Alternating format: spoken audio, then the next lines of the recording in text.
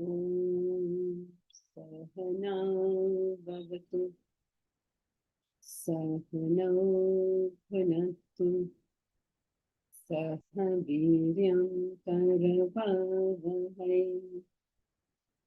Tejasvinavadhitamastu ma Vidvishavahai. Om Shanti Shanti Shanti.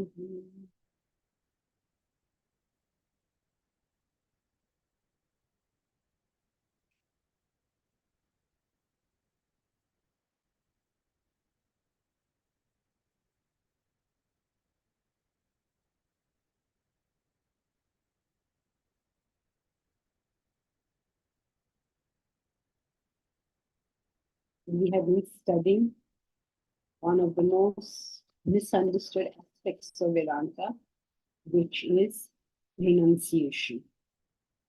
Renunciation is believed to be something about giving up. That's what the word seems to mean, giving up.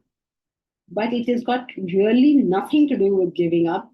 It has more to do with taking up. The giving up aspect of it is merely a byproduct. It's not the crux. So there's no point trying to give up because that's a byproduct. You don't have to give up your family. You don't have to give up your wealth. You don't have to give up anything. It's more about taking up something noble rather than giving up something ignoble.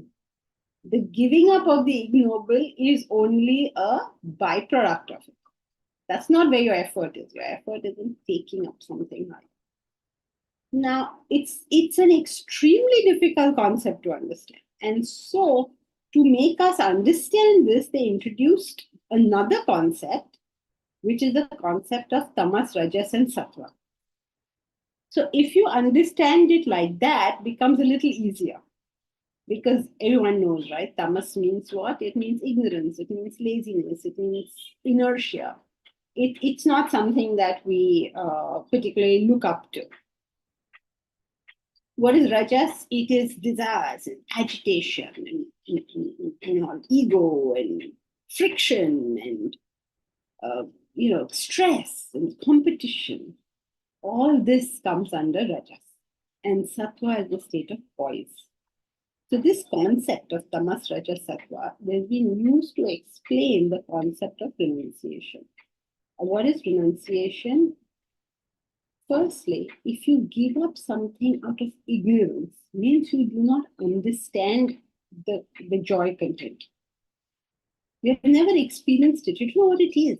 When you say, I don't want it, this is Tamasik renunciation. I don't want to be rich like, I don't want to be rich. What will I do with so much money? If you think like that, that means you have never been exposed to money and you have no idea what money can do for you. I don't want to be rich. What's there in being rich? That's because you've never seen it.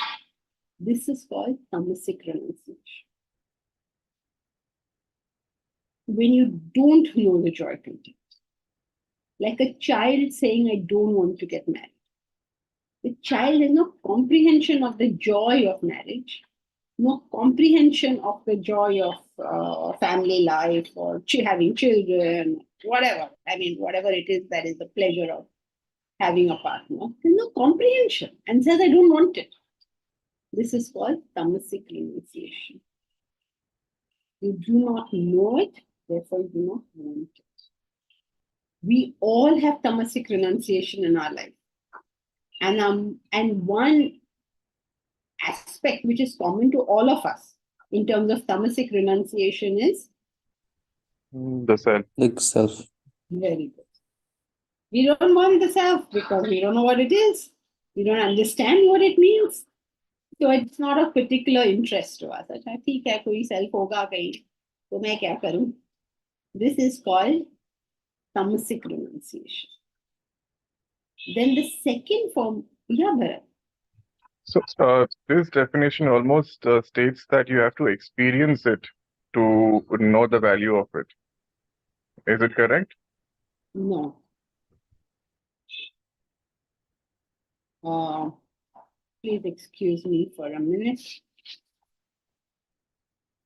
No, Bharat, that's not correct, but I will just come back in a second.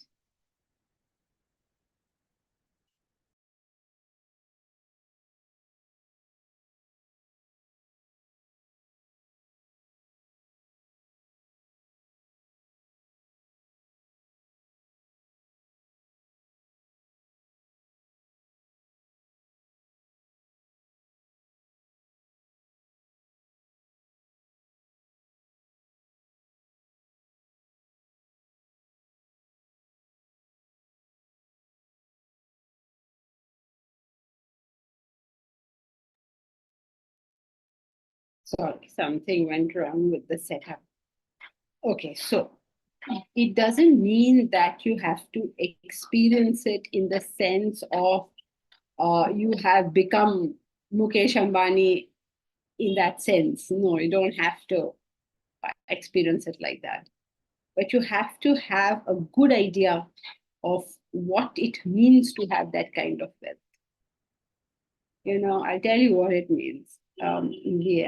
We happen to know one of his pilots, and when the family, anyone in their circles travels, okay, in their plane. Now the staff don't know what these people are going to eat, right? How do they know what they're going to eat? They may ask for anything on the flight. So often the entire menu of the restaurant is ordered, full menu. And then they can take their choice of what they want to eat. Now, what are you going to do with all this food now? So all the staff get the finest, whatever, caviar or whatever it is that they are having. And then the staff get to take it all home because now, well, they didn't eat any of that food. When I was in Ananda, the chef there told me that, if a guest asks for anything, suppose it's winter and you ask for strawberries, they will send their helicopter to get you strawberries and then order it. So the kind of desire satisfaction that you can buy with wealth is something that is not fathomable by people like us. We can't understand what it means. Similarly, when I was there, I met one man. He told me, I came in at this time. So I said, what? You took the train? Because at that time, I know there's no flight. So he said, no, I didn't take the train. I flew in. So I don't believe you because I know there's no flight at that time. So why are you trying to pull a fast one on me? So I said to him, well, there's no flight at that time. And he said to me, oh no, the charter flight. Messi actually just hired an airplane to land there. Do you even understand what that means? Do you even understand what kind of uh, self-control you must have if you have that kind of wealth? We are very, very lucky that we don't have that kind of wealth. I don't even understand how lucky we are that we don't have it. Because we don't have to do that kind of self-control. Imagine you could buy anything you want. You could do anything you wanted. You could, your mind has like full range. Just do whatever you want. And many people think, oh, yeah, that's nice. I like that. Like that. When you get there, you find out a lot of people come to Ananda. You know why? One of the main reasons that very, very rich people go there? Because over there, the reason you go, you may not follow the reason, but the reason you go is that to get healthy. And the Ayurvedic doctor will tell you what to eat, what to drink, you'll get your massages and all. Sounds damn good to us, no? It's terrible. Because the Ayurvedic doctor is going to give them, you know what? Khichdi. 4 days khichdi, घर में बैठ के खिचड़ी खाओ ना. No, spend a fortune to eat khichdi over there. Why do you need to spend a fortune to eat khichdi over there?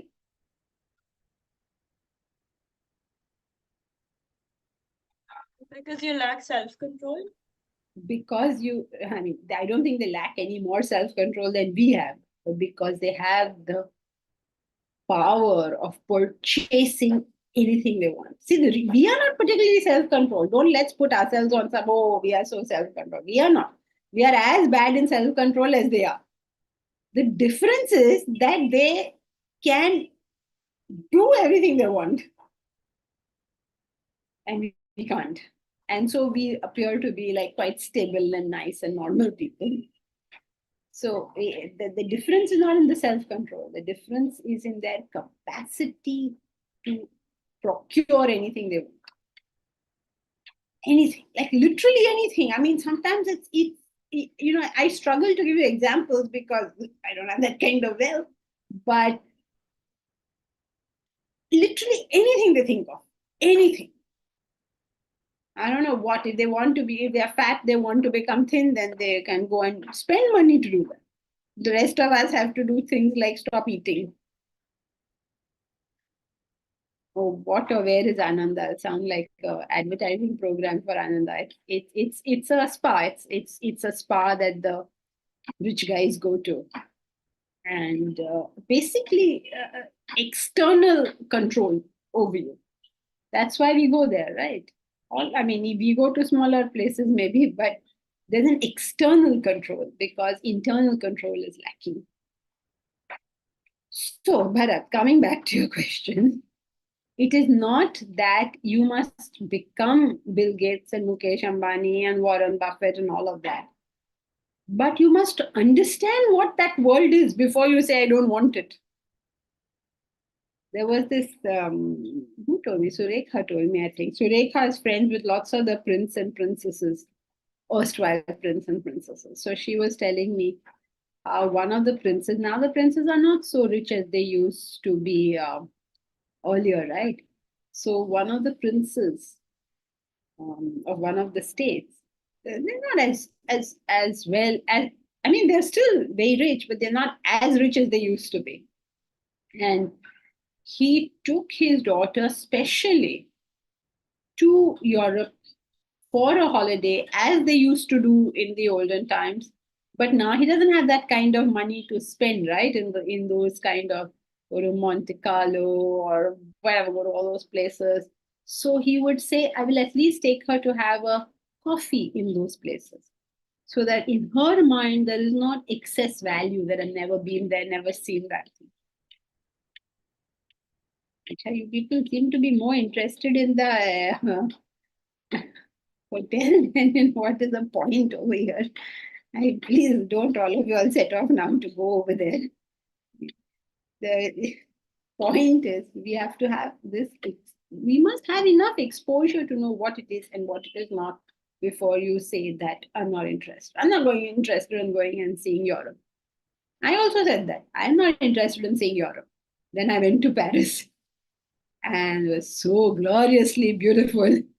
You just look at the ceilings of the Louvre or something, or you go and see what they have. That typical, every philosopher loves that statue. Remember the thinking man statue? Like every philosopher has seen that picture, likes that picture, uses that picture. Imagine seeing that actual statue. That real thing, the one he really made. It's fantastic, right, to see it. Of course, when I saw it, I was a little bit disappointed because in my mind's eye, that was like a big statue, but it didn't turn out to be big. It was pretty small.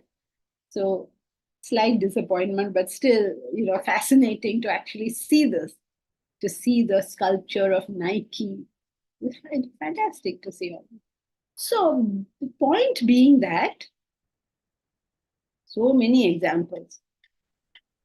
That if you have identification or knowledge or awareness, then it doesn't fall under Tamasik renunciation. Yeah, the point being that you must understand that if you don't understand the value, then it doesn't come under renunciation. You have never experienced that. You know what it is. You've never had a drink in your whole life, and you say, I'm not interested in drinking. That makes sense. I'm not suggesting, please, that you start drinking now. All the point is, don't advertise your renunciation with reference to it. Don't start drinking. Don't believe you are a great renunciate because you've never drunk. That's not true. You're listening now carefully. It is not an invitation to start drinking because you have never drunk so far. Not that. It is just that don't claim renunciation in that area. Why should you claim renunciation anywhere? So, when we don't know the joy content of something and therefore don't want it, this is called Tamasik renunciation. Like, for instance, let's say there's an alcoholic man. Okay, he beats up his wife, he beats up his children, he takes the education money, he goes and spends it on drinks. He can't claim that he's very renounced with reference to his family. The situation with him is he's not even understood the joy content of being with family. He doesn't understand what love of family means yet. So at the very lowest level, it's Tamasik renunciation. You haven't understood it, therefore you don't want it. The next level is you have understood the joy content. Is there a question? Sankiti, sorry. Yeah. So again, to understand the joy content, can you do it out of awareness and identification, or I have no idea what you're asking me, Bharat. I think I will pass. I do not want to answer this question. Next time I see, I don't know what you will be doing, saying I'm doing it with awareness just to find out my level of renunciation. I've been Ananda having a drink. Okay. Okay.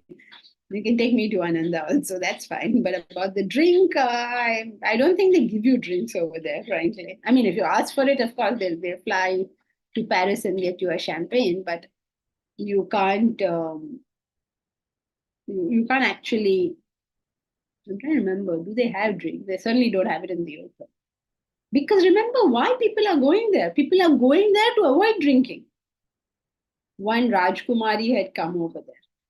And they were telling, the staff also gossip so much about all these people. They were telling me that she looks fine, but her liver is almost non-existent.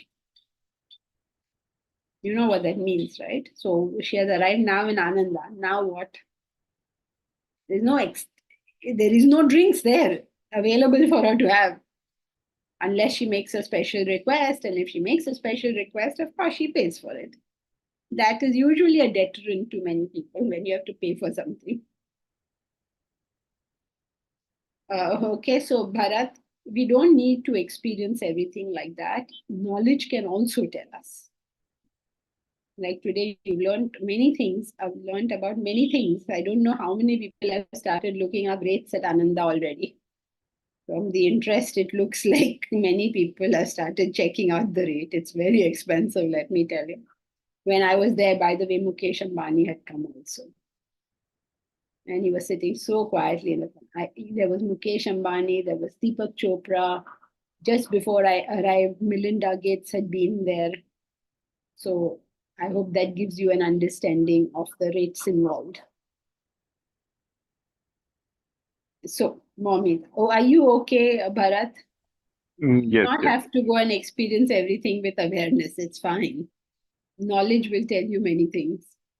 Just like today you learned many things. Okay, Mommy. Just in continuation to that. So, but with knowledge, how will you know? Like, for example, with money, it is like we may not have that much wealth, but we know the value of wealth because we have experienced it to some extent. But like that, like a non-drinker will never really know what it feels like to drink, or a non-vegetarian person will not know what it feels like to eat meat. So, what is the knowledge in that? I mean, knowledge doesn't mean the actual physical experience, but you can understand through knowledge whether you genuinely wish to do do that. I mean, understand what it is and decide whether you want to do it. Have you read this book, Room with a View? You don't No. have to leave your room to know anything. In your room, through contemplation, you can understand. But we are not talking about that kind of thing. In the Tamasik renunciation, we're talking about people who are poo-pooing other people's enjoyments. They say, उसमें क्या रखा है? उसमें क्या रखा है? You don't know. That is the point of Tamasik renunciation. It's not like you have sat in your room, you have thought this thing through and come to a conclusion. You're like, I don't care. Like the villagers will say, mall में क्या रखा है? या वो hotel restaurant में क्या रखा है, हमारा घर का खाना कितना अच्छा है, जाके खा के आओ फिर. That is for people who are not able to understand through their intellect. But there is a possibility that they are right. Maybe the house food is better than that restaurant food. How do they know? Exactly. So that's what they will only know if they experience it. No, not necessarily. That is how knowledge works. No, you don't have to experience everything. But these people, the people of, please don't mix two separate things. We're talking about the Tamasik renunciation guys. They are those who have not thought about it, who have not experienced it, who have no knowledge of it, and poo-poo it. They're not people who have, like Ramana Maharishi. He just sat in a cave and he understood everything. They're not Ramana Maharishi. Then you can't go to Ramana Maharishi and say, see, you didn't experience it. Your Tamasik renunciation. ऐसे थोड़ी ना बोलते हैं. Don't mix two different things. We have Tamasik renunciation is you have no comprehension of that thing. And still you're saying it is a useless thing.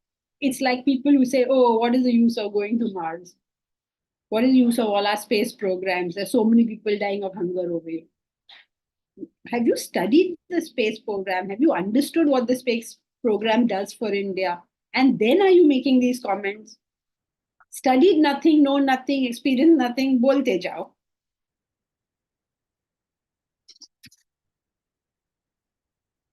And what is very interesting is they'll say this on their cell phone, which is the consequence of the fact that there were space programs.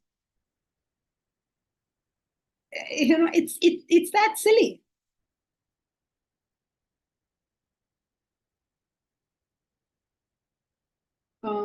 Are you okay, Reshma?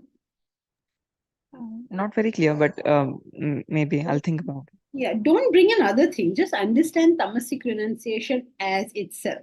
Here is a person who has no understanding, no experience, no nothing, and is making a comment that he doesn't want something.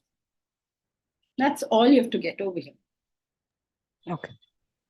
Momita, aren't we socialized into desiring luxury? So we can be similarly socialized into desiring enlightenment. Okay, that's a fancy way of saying that we are influenced by our environment. And so, yes, if we keep in the right environment, we have satsang, then yes, we will want that. However, environment only is a conducive environment. It cannot put a desire. It can help a desire which is there to foolify and fallify. So you could stay with a person of enlightenment and be totally disinterested in it. Or you can stay with a totally materialistic person and be only attuned to realization.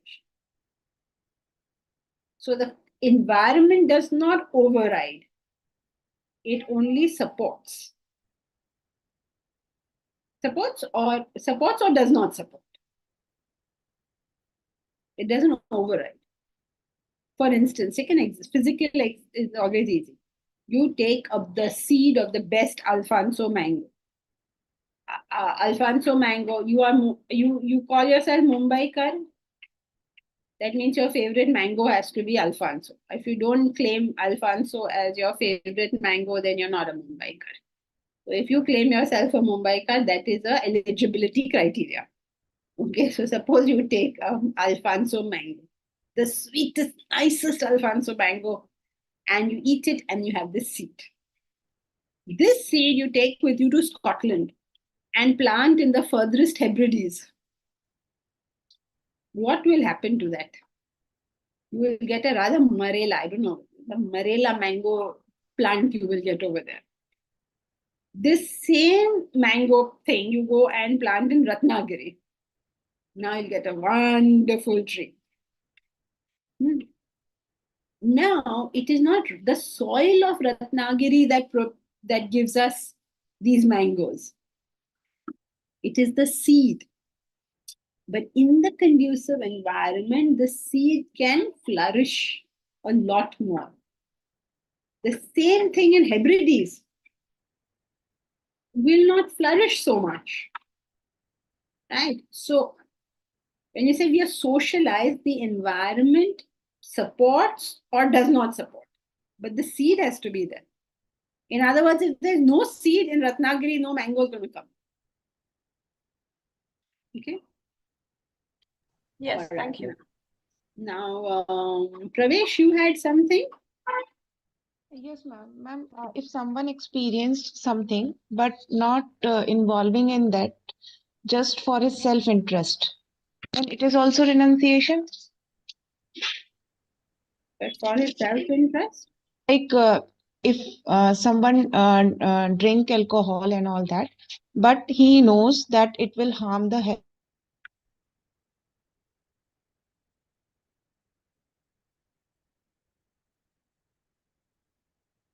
I think you've lost network. At least I can't hear you anymore.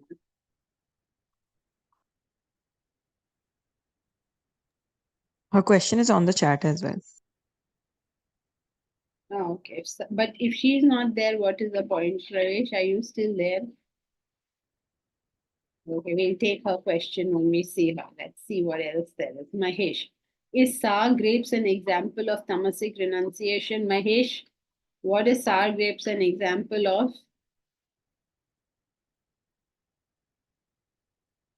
Am I audible, ma'am? Yes, you are. Just let me. Mahesh, what is sour grapes an example of? That was my question, so I don't know really. No, you should know. How can you not know? Of course, you should know. You do know. Not that you should know, you do know. Sour grapes is an example of Rajasik. Rajasik. Everybody knows it. And you know it as well. In sour grapes, you know fully well the joy of the grapes, but there is a problem in getting it. And therefore, you say, I don't want it. Now, Pravesh, are you there? Okay. If someone experienced something but not involving in that sense of gratification for his self-interest, is this renunciation? I'm not clear. Give me an example. So somebody went to doesn't like drinks, but he's drinking because his boss is drinking, and to be with his boss, he also has to drink. Like that, you mean? Yes, if someone is drinking, he knows the taste of that drink, but he also knows that it will harm the health. So he's not getting involved in the drinking habit. So he's not drinking. Yeah. Also, no, that's not renunciation. That is called following your intellect. Because you're not doing what you would like to do, but you're doing what according to you is the right thing to do. That's your intellect. Means you are attempting to do the right action. Renunciation has nothing to do with action. Renunciation has to do with a perception. Perception is not the intellect. Yeah, action has to be governed by intellect. Renunciation is a perception. It's got nothing to do with action. It's your growth as a human being. Okay, let's take an example. A child would like to go and play, but he is studying. He's not a teenager, right? He's still a child, but he's a child who's functioning on his intellect. This is very different from a teenager whose very perception of that situation is different. He doesn't want to play with those dinky toys. Okay. Okay, ma'am. Deepa, Judas. Judas example, you're giving that as an example of what? When you said that the seed needs to be there, even if you're in the Oh, I satsang. see. Yes, that's correct. Judas was with Christ, but he chose to go with the Philistines instead. Reshma, that's Rajasik because value of the grapes is known. That's correct. You know it's sweet. Right, so are we good, everyone? With Tamasik renunciation is clear. You don't know the value of it, and therefore you're saying you don't want. In Rajasic renunciation, remember, Rajas means you're full of desires. You definitely want that thing. Why do you want it? Because you understand its joy content. Okay, like for instance, maybe some of us may say, no, I would love to be Mukesh Ambani because I understand what is the joy content of that. But now there's a problem. Am I really going to work hard enough to become like that? No, like, itna kaam kaun karega. So therefore now I don't want to become Mukesh Ambani. Is that clear? So to explain what is renunciation, they are explaining what it is not. Like a child will say, I don't want to become a teenager. I'm very happy where I am. This is called Tamasik renunciation. The teenager says, I'm not interested in that girl. She thinks no end of herself. This is called Rajasic renunciation. All right, clear? And then finally, sorry, One clarification about Pravesh's example where the person knows drinking is bad for his health and therefore he's not drinking. You said it's following the intellect. But if after thinking he has realized that this is something like he does not want to do it, so what will be renunciation in this situation? There's no renunciation, it's following the intellect. That's the example of the child versus the teenager, right? The child is not playing with his toys, but is studying. That is usually our condition. We are not doing what we would like to do. We are doing what we should be doing. There's no renunciation here. I'm still a child only. When I'm doing this, I'm still a child. Yeah, so in the drinking example, would there be a situation where it will qualify as a renunciation?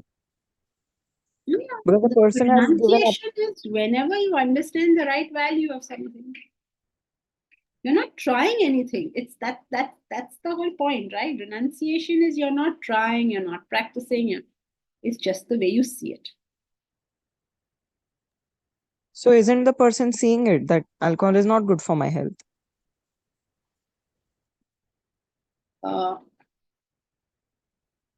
I don't know what you mean, isn't the person seeing it? When the child's intellect is saying don't play now, study, is he seeing it?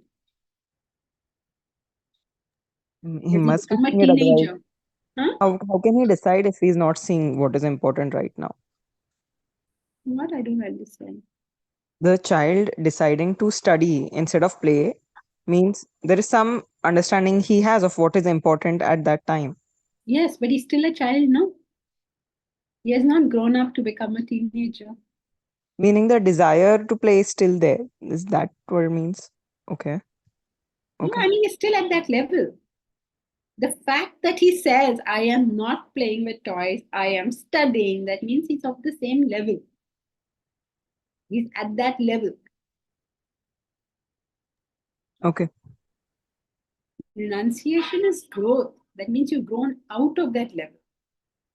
Now that is not your yardstick only. It doesn't form in your mind in that sense. Does a teenager say, I'm not going to play with dinky toys, I'm going to play with my girlfriend? Will he talk like that? He can't talk like that. Is not a yardstick. That's not how he thinks. His level is different. Right? Okay. So that is why it is so difficult for us to understand renunciation, because we are trying to grapple with something beyond our level. Say, follow the intellect and we will understand. But talk of renunciation become very difficult. Don't understand. The yardsticks are changed now. That is why most people fake it. They think this is also renunciation. Like a child thinking that if you wear adult clothes, you're an adult. So suppose he meets an insane adult who's wearing adult clothes. He will identify him as an adult because his yardstick was those clothes. That is why we cannot identify people of renunciation. Our yardsticks are incorrect. We're using a child's yardsticks to determine what adulthood is. Okay. So, Tamasik renunciation is you give it up because you don't know the joy value. Rajasic renunciation is you know the joy value, but there's a problem. Some problem. You like the girl very much, but she doesn't like you. So you say she's no good. You renounce. You want to become a CA, but it's too much work. So you say, CA mein kya rakha hai? You want to get a PhD, but now who is going to break your head over this? So forget it. What is there in PhD? Erudition and scholarship does not give you knowledge. And you can give a lecture on that. But all of this is Rajasic renunciation. So then what is Sattvik renunciation? So who will read the next paragraph?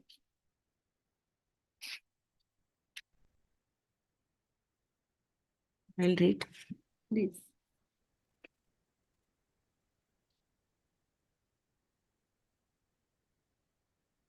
Then, ironically, true renunciation does not mean giving up action. Sattvik renunciation, acclaimed as of highest order, speaks of performance of action. A human has to perform his obligatory functions in life. He cannot give up his duty and responsibility. He must do what he ought to do without being involved in his action or entertaining a profile motive in it. Just carry out work objectively, with no desire driving action and no craving for fruit. Thus, Sattvik renunciation means acting without the mind's attachment to action or anxiety for the fruit thereof. So this is, they are calling the highest, because here there is no renunciation of action and no even thinking of the fruits of action. So he's just doing it as non-doer, as an instrument, like he's just performing his duties because it is required. To some duties he has to do, so he's doing it, but not involved in that action. Means he's not taking pride in it, and he is not any regret in it of whatever has happened. That's what I think I understood. Right, good. So what is Sattvik renunciation? What are all the aspects? Number one, action is being performed. Yes. So whatever it is that these two have given, stop doing, this guy could be doing. Number one. Then if he is doing it, why will it be called renunciation? Because A, he has no interest in doing it whatsoever. He has zero interest in doing it. Okay? There is no attachment, no interest, nothing. It's like an adult playing Monopoly. He has no interest in this thing. And he has no hope of getting something out of it.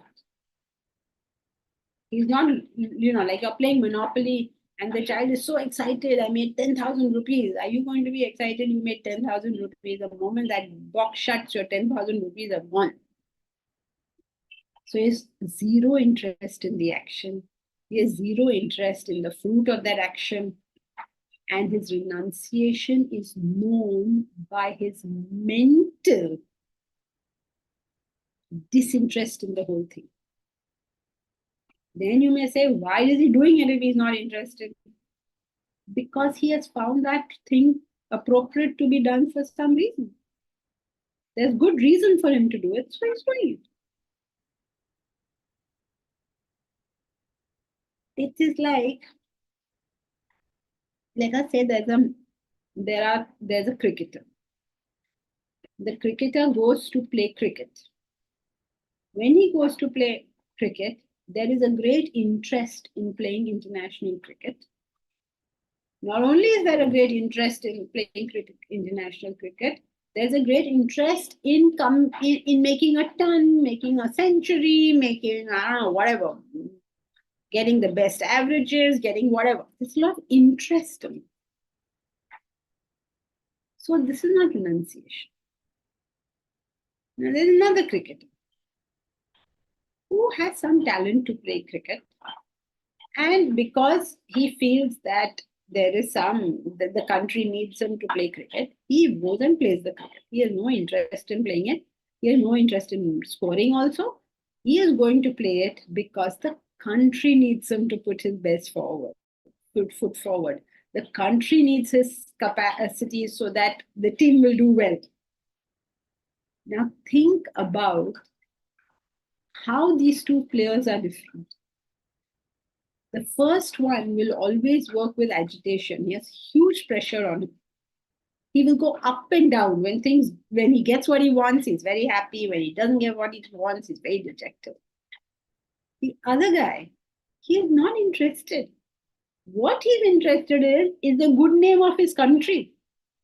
So if he feels that somebody else will do a better job at representing the country, he will let that person go.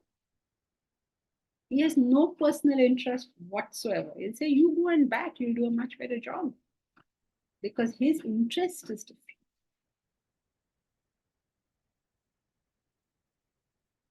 A person of renunciation is a person whose interest is something else.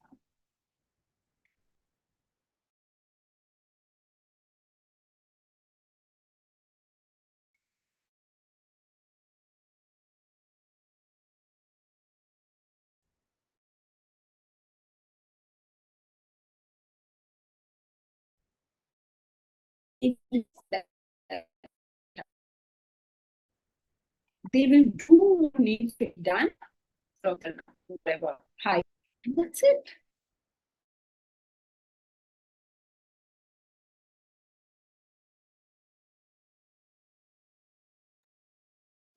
Janki, your screen is frozen and we can't hear you.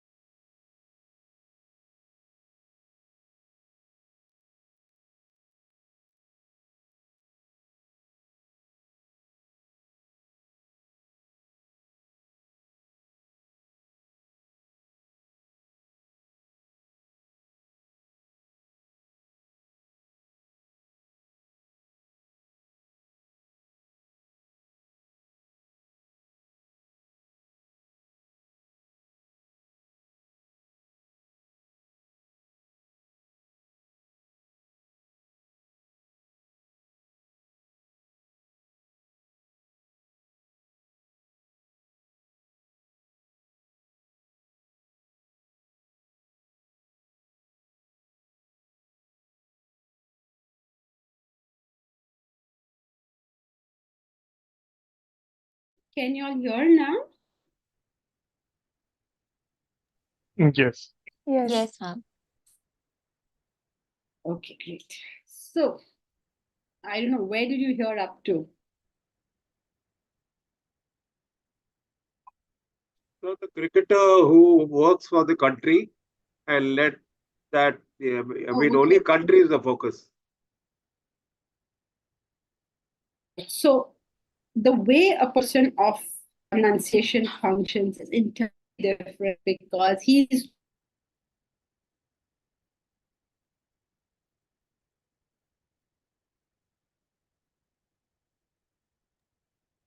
Jankishi, we can't hear you. completely different in We can't hear you, Jankishi. Huh? Your voice was silent. We couldn't hear you. Oh, okay. Now it's fine, right? Or you can't hear me now? It's showing that you have low bandwidth on your end. Can you Oh. use your hotspot like last time? That's what we did just now. I just changed to hotspot. It's yet showing low bandwidth. Well, Farouk came in here and changed it to hotspot. So now I don't know what else to do. But we can hear you. Can you hear? Okay, fine. We can hear you, but your video freezes. So could we try without the video if it freezes again? Okay, is it frozen now? Fine for now. Okay.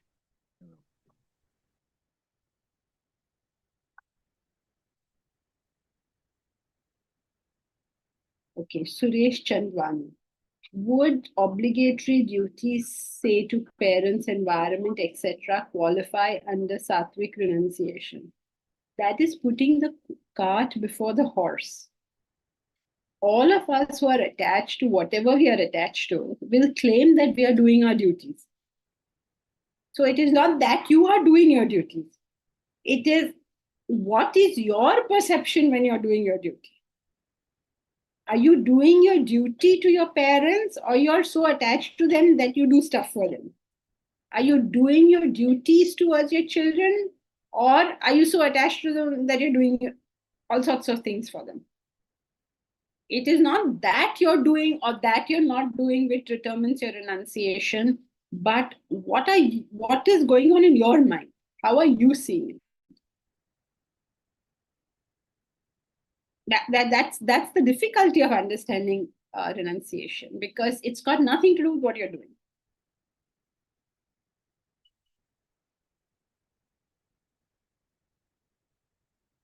Yes, it is a struggle, I know, trying to wrap your head around. It's got nothing to do with what you're doing. But yes, Sattvik people do perform their duties. On the other hand, Rajasik people also perform their duties. It's the Tamasik who don't perform their duties.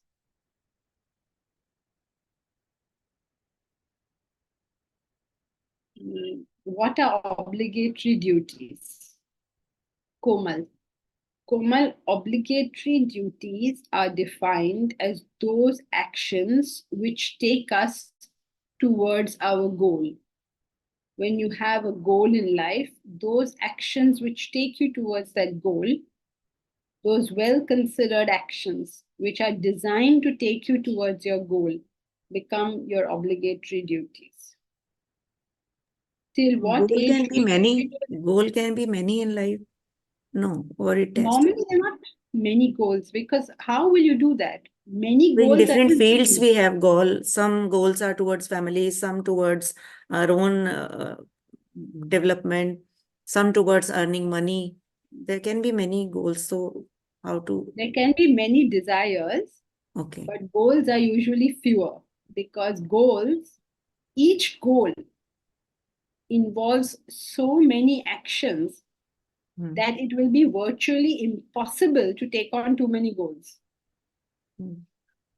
Because to say I want this and want that is all very easy. So kaam karo.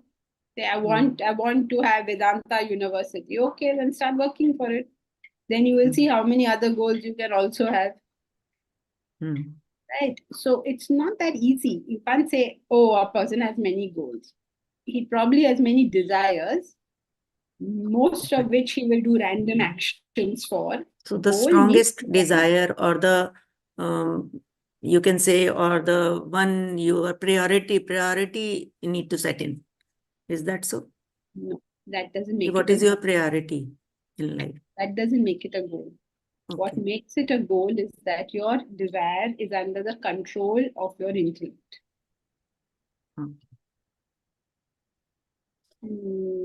So, till what age do we continue with obligatory duties?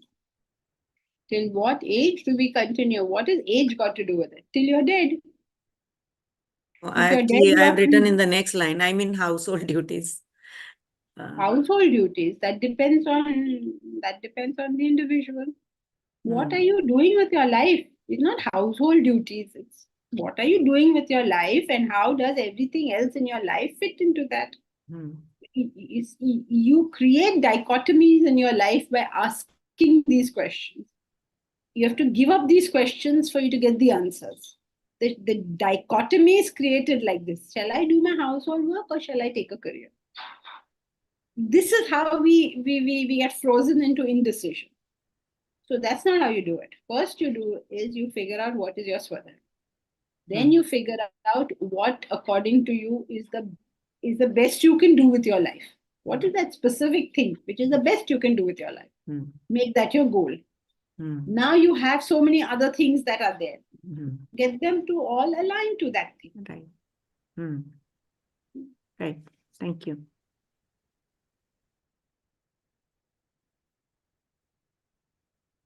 Pravesh, to perform obligatory duty, is it possible to identify higher goal without knowing fruit of action? Okay, fruit of action in the way you're using it is the same as the goal. But when in Vedanta we use it, we use these particular terminologies to indicate different things. Goal means a desire which is under the governance of your intellect. Fruit of action means a desire which is not under the governance of your intellect. Because now it's you have to use the technical terms. Fruit of action means the result of the action. Result of the action should be the goal itself. So then it will be the same thing. Then what is the division? The division is when your desire is not under the governance of your intellect, you remember the desire when you ought not to. Like when you're acting, you start thinking, what am I going to get out of it? Right? So those things we call fruit of action. So otherwise, of course, there's no higher goal. Goal means what you're going to get out of it. Okay. Momita. If my intellect appreciates the joy of the self-realized, then I can pursue it as a matter of discipline. And since each of us has the seed of the desire for the self, a conducive environment is of help to all of us. Is that not right? I feel benefited by the exposure. Yes, of course. Since the desire is there, you will be benefited. And if the desire is not there, you will neither be benefited nor happy. You'll be miserable. So yes, since the desire is there, the benefit of the conducive environment is there, which is why we constantly have residential programs, why we are starting a university where people can live for 2-3 years also. But the conducive environment is only a support. It will support our efforts. It will not substitute our efforts. So all this is useful only to the extent that we are putting in our own efforts. Okay? Yes, but all of us have this seed in the same way that we have desire for wealth and pleasure.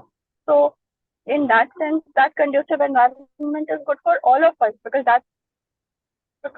it's the same end for all of us. Right? If you say, then you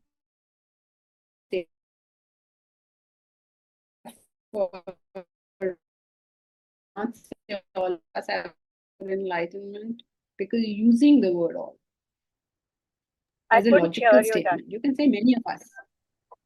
Okay, you can't use the word all unless you mean every single one. So that's not true. So we can't use the word all. But every single one of us does have each of us the self. So, and the end for each of us in the end is self-realization. So in that sense, we go somewhere with the exposure, even if not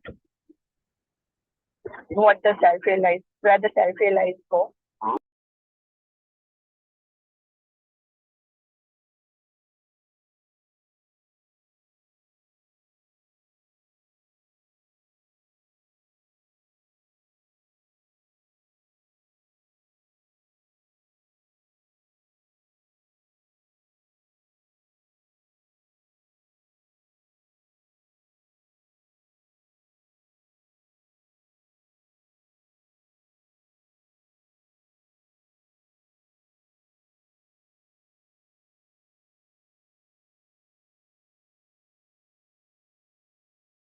Can you hear me? Yeah, now, yeah. So I don't know what you were saying, but I don't know if you heard the point that you cannot make a statement for all humans like that. If you're making a statement for all. I was saying that we can make a statement for all human beings, I feel, because each of us is the self, and each of us is going to end up realizing that, no matter how much time it takes. So, in that sense, we each of us progress with the exposure, at least to some extent. You try to put Ravana in the presence of Rama and see what happens. Put Duryodhana in the presence of Krishna and see what happens. In fact, Right. So that's my question. Wouldn't they have learned their lesson at least? You know their life story. You tell me that they No, learned. not in this life maybe, but otherwise, what is the point of taking the constant rebirth? Even if I'm not proving that I've learned something, surely that memory carries forward. So it's always useful. Why do we need all this? We don't need to worry about all humans. First, for us who wish to grow, a conducive environment will help, but only if we put in effort. It will not help if we don't put in effort.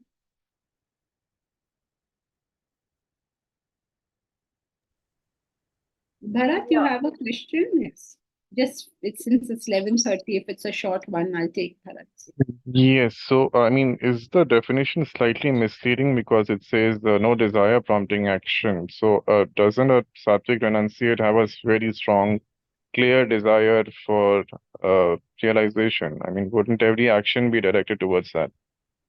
Yes, but when we say use the word desire, it means desire when in the context, desire means not under the supervision of the intellect.